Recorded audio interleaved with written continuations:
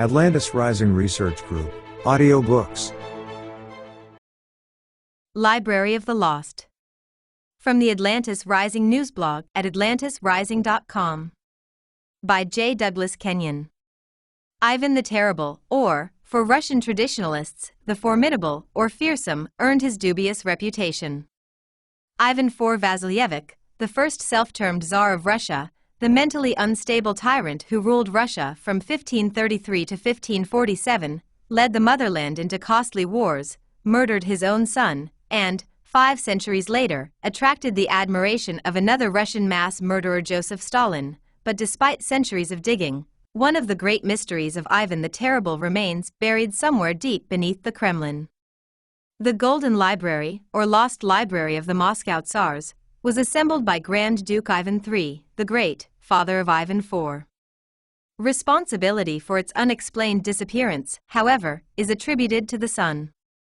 In Atlantis Rising Magazine number 66, writer Steven Sora told the story.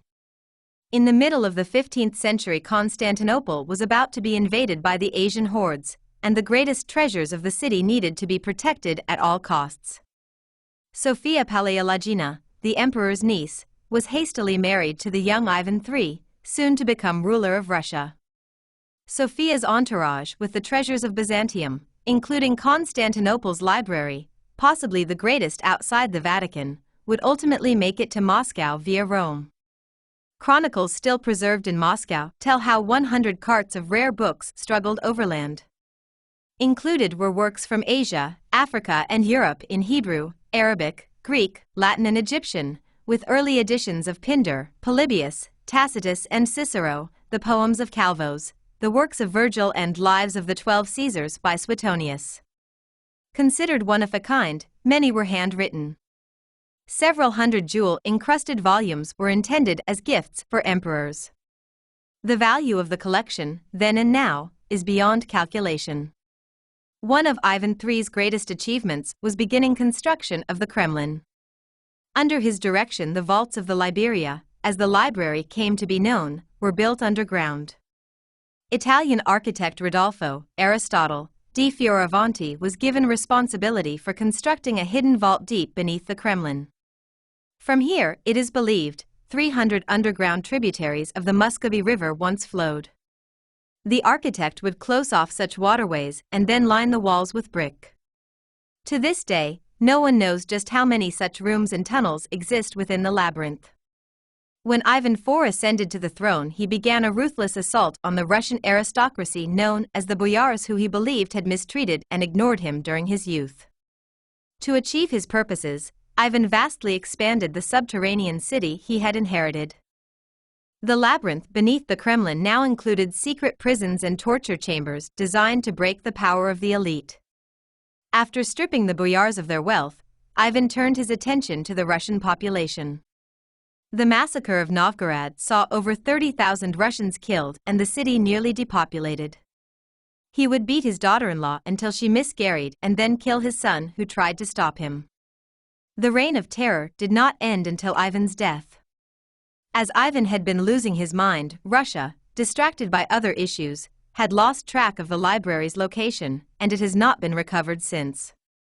Some think that Peter the Great, over a century later, may have found and moved the library.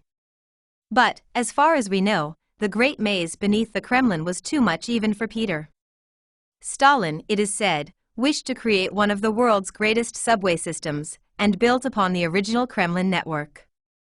The massive tunneling of his Moscow subway is still evident in seemingly endless escalators descending apparently to the very bowels of the earth. All excavations were executed with special care in hopes that one of the library's secret rooms might be uncovered. No such rooms were ever found, however. Even a secret subway intended for the protection of rulers and generals never produced any Byzantine's treasures. In the 1960s, Nikita Khrushchev also pursued development of the subterranean domain beneath the Kremlin, extending the subway system and perhaps merging at least some of its secret routes with the public metro. Khrushchev, too, it seems, dreamed of uncovering the famed library, and instructed project managers to take all necessary steps to locate and preserve with care the library of Ivan. But instructions notwithstanding, all the dictator's men could not uncover what the Tsar's men had covered.